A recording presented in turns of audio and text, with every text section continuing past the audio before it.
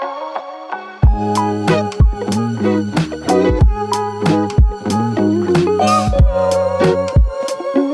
up guys, so I'm in a Bordeaux now. So the plan was to go to city. We got a bit late. Now we have to leave the camping area. I do have a reservation with the Vineyard at 1 o'clock. So I have to go there right now. So I can't go to city at the moment. I'm not sure which city I'm gonna end up today, but somewhere in France. So as you know that I'm traveling with the countryside roads because highways are very costly in Portugal, Spain and France, especially in France. I'm trying to avoid highways here. So basic purpose of this trip was to just pick this van because I left it in the Faro, as I told you in the previous blog as well. While I'm picking and getting it back to Finland, I'm just trying to enjoy as well. Maybe next year I'll do a budget trip. Basically I'm gonna travel all through Europe through the countryside roads and go to small towns. I will do a vlogging on that too, but before that I have to build my van. Let's continue today's trip. Let's go to Vineyard. I'm gonna show you. It's been run by the Finnish couple. It's not very expensive actually. It's like 10 euros per person, and if you buy a wine for the same amount, tasting is for free. So let's go and check their wines. Nea is gonna take our tour today, so we're gonna go see the Vineyard and then we're gonna do a tasting. I'm gonna put that also in the vlog. Hopefully you guys will enjoy. So let's go have a look on the vineyards there. Winery. Okay. So I live on the house. So this is the vineyard facility. So the cellars that we take the grapes in, we do the fermentations, and then I have a barrel cellar where we age the red wine. Red one. And most of the vineyards are around the house. Everything what is here. You can see the other chateau on top of the hill. Yeah. In the I remember, maybe in the 50s. Okay. The daughter of Chateau Carcin, Yeah. she married the son of Jourdain. So they moved there. We have bought the place from the neighbors. These are the original vineyards of Carcin. And obviously we've had to replant. So like I said, we have 18 hectares. Yeah. We're gonna walk around this vineyard, which is about 2 hectares. So these are pretty much, the grapes have pretty much taken their proper form. We have a little bit of problems this year because it's been very rainy. So this is a disease which is called mildew. It attacks the leaves.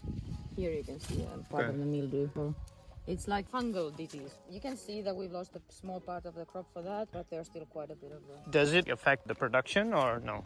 It affects on the quantity yields, so we have a little bit less. Depends on if it doesn't go further, if it doesn't spread more. Yeah. I think we're gonna do okay with the quality. So we pick everything by hand, and this is usually on the right side. This is Malbec, different variety. The leaves are bigger and rounder, more crop. I think here we can see very well that when there's a younger vineyard, you look at the trunk. The foot of the vine, and you compare it with the older ones. It's you thinner. can see it's finer. Yeah. And the younger vineyards, they push a lot of quantity in the first years. Okay. Maybe even too much sometimes. What we do with this vineyard is that we pick it in 2 times. Do it by hand. So we pick. Well, depends a bit on the season, but early September, mid-September, and we make rosé with part of the grapes, and then we leave. Let's say that we leave like 8 bunches into each vine, and then we'll come back in 1 or 2 weeks to pick it for the red. So we can make 2 wines All right. on the same vineyard. Nice. I also make, we have 2 brands. So we have Chateau Carcin, which is the family winery. Okay. It's organic, it's handmade. Depending on the wine, we do filtering and fining of the wines. Yeah. And then I have another wine series, which is called Charivari. Okay. And those wines are 100% natural. So Natural. There's no fining, there's no filtering, there's no addition. So you don't do any addition, like, is it sulfites you add, like, to preserve it? I do sulfite addition before bottling to Right. make sure it's fine. Okay. But sulfites, the term natural wine is a bit complicated. Yeah. Is it hard to preserve it? It can be. Yeah. And I think as a winemaker, for me, the most important is to make good wine, to make quality wine, to take care of my vineyards. Okay. You know, if we have a really good ingredients, we can make naturally very nice wines. Even in a natural wine, I heard that there is some. Well, yeah, for sure. Yeah. And the fermentation process, it naturally produces sulfites. So. Yeah. Come on in. Yeah. Wow. So this is the barrel cellar. Nice. It's not as messy as it was a few days ago. So All we're right. cleaning out. So. But it still has some barrels here and there. And as you can feel, it's cooler. Yeah. So for the barrel cellar, as the barrels are material that are there's a porosity on the wood. There's no glue. These are the staves of the wood. There's no glue. There's nothing. Yeah. but it breathes. So the whole idea is that there's a micro-oxygenation, micro-oxidation that comes through the barrel. And if it's really dry and hot, if I put a barrel full of wine outside in the sunshine, it's gonna evaporate quite a bit. Like if you put a glass of water outside, it's gonna evaporate eventually. And in here, I don't have foundation on the bottom, so this is earth.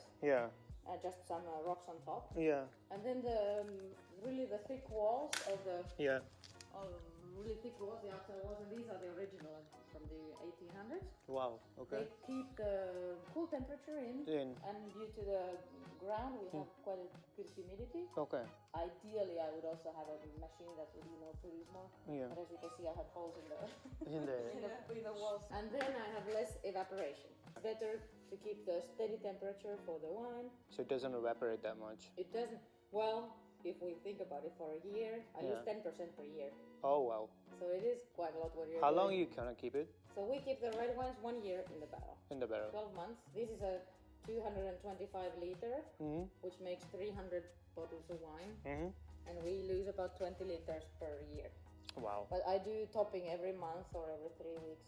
I go through all of them and I top them to make sure there's no extra air. Okay. Otherwise it's oxidized more.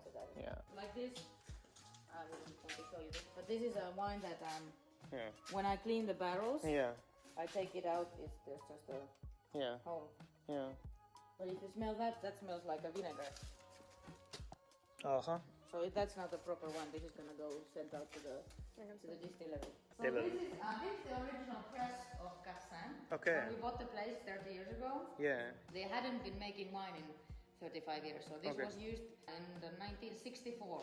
Wow, last time. Wow. But it probably still works. I use it. And in here it was the winemaking facility, and on the other side it was the cellar. And there was not the bigger part of the cellar, which is on the other side. Alright. This is a tank underground. It has been filled with rocks though, so nobody falls in. I too love the ancient. I love that antique tools. So this is for the picking grapes? That's for picking grapes. I can imagine that. You have to crush the grapes for. So you would have a bucket underneath. And this would be crushing the grapes. Pressing. Wow, nice. So this is old school. We've never used it. We have a bit more modern machinery. Cool. Want to taste some wine for us? Yes. I mean, I can just spit it off, but because I'm driving. Fantastic. Nice. Alrighty. House wines. Okay, these are your house wines. So these 3 wines, they represent already like maybe 75% of the production. So it's the white, the rosé, and the red of Chateau Capsain. Alright. Then we also make a little bit of things on each. As we pitch, when we make a beer, we pitch the yeast. I think that's what's commercial yeast probably. But how's the vine fermentation? Do you have your own in-house fermentation? So the thing is, it's a good question. And we brew some beer, but just for us. I have a little grandfather. Everybody has it. I also have it.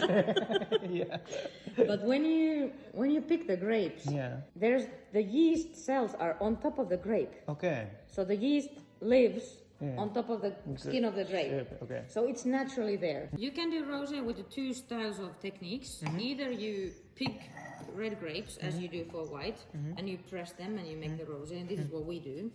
In Bordeaux, and sometimes it's also traditional to do what we call a saigné, which means bleeding. French is that when you pick your red grapes for your red wines, you put the grapes, the seeds, everything, you crush it into a tank, and then you would take out some of the juice on the first day. And this traditionally in Bordeaux or big tannic red wines, when you have the must, the grapes and the seeds and everything, when you take some juice out, it would concentrate the ratio with the skins versus the juice, right? And this was the idea. So they would take some juice out, there would be less juice left, but all the skins and the seeds and all the tannins, the anthocyanins, all of the color and everything, it's on the skins. If you think about a red grape, if you buy it, let's say you buy it from a supermarket, and you cut it in half, the pulp is white, right? Yeah, exactly.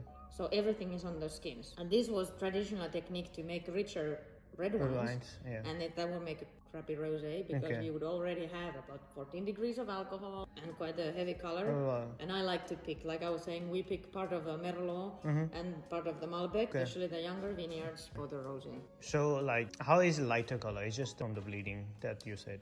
No, actually. So if you want to have a lighter color, if we would do the bleeding, that would be much harsher color. When we want to do a pressing, this is the natural color because I don't add anything or so on. But when you have a rosé that's really, really pale, it's there's usually an enzyme or charcoal that's used to get rid of the color. All right. Or depends on the variety. With the Malbec and Merlot, the color is more naturally extracted. With Cabernet, you can perhaps it's easier to do a lighter rosé, but still a lot of wineries, what they do, which is a part of the business. Not everybody does everything naturally. All right. I know a lot of wineries who they take out the color on the first day with charcoal, which is something that you put into the wine and it sort of like collects the color compounds. You take it out. You have a very clear, not quite as clear as white, but very clear rosé. And then if you want, by using a different variety of red wine, which is not legal actually, but everybody does it. Petit Verdot has a different color. Malbec is a bit more purple. We don't see it now when they're in the bottle, but if you want to add just 1 or 2 drops, you can choose a bit on the color you like. To make it more commercial. See, you just say that it's not legal, so there are ways like you have to follow when you're making wine. So every time, so we have in France, we have the appellation system, Appellation Bordeaux Contrôlée, the AOC. It's the same in Italy. You have the DOCG or well, things like this. So we have rules to follow. So guys, this was a quick tour to Vineyard in Bordeaux. It's been run by a Finnish family, so that's why we came here. Very nice wines. We just tasted. I didn't drink. I just tasted, but I bought some bottles. So I'm gonna maybe when I'm reach home, I'm gonna try those. And also I bought it for some of my friends. So guys, hopefully you like this vineyard visit. Probably it's informative for you guys as well. Bordeaux is my favorite region for wines, and I'm gonna keep on dropping this kind of lifestyle vlogs. Hopefully you'll enjoy those. So let's continue our journey. I'll see you in the next vlogs. Hopefully you enjoy the content. If you do enjoy the content, do subscribe to my channel. Also press the bell icon to get the notification for the next vlog. So guys, you were watching Nijjar Tech and I was your son Nijjar. Let's continue this journey. See you in the next vlog.